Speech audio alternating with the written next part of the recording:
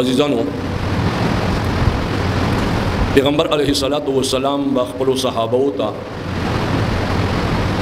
د استخاره طریقه خودله،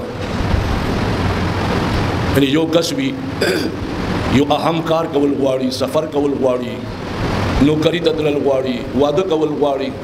خور لور چا زندګي وغوښته هغه ورکول غواړي، نو پیغمبر علیه السلام هغه لپاره دوه رکعات د لمونځ د استخاره طلب د خیر له الله نه، او بیا یوه دعا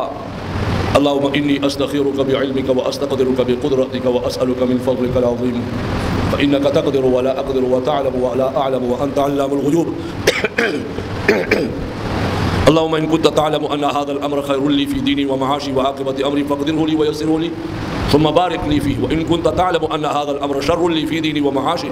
وعاقبة أمري فاصرفه عني واصرفني عنه واقدر لي الخير حيث كان ثم رضني به. دا دعاء ورته خدای دا وأن هذا الأمر خير لي أن هذا الأمر شر لي، په دې ځای کې بخبل خبره هم چې کوم سوچ دی آبر وړاندې بیا به سملې وده به شي څه خوب کې ولیدل سحر یې چاته بیان کا څه دې اون لیدل چې کوم طرف ته تدیر جهان وي بس دغه خکار دې ساده لپاره فائدہ مند دا ولا ورسره شو دویمه درېمه تر یو هفته پورې وکړو ان شاء الله مسله به حل شي.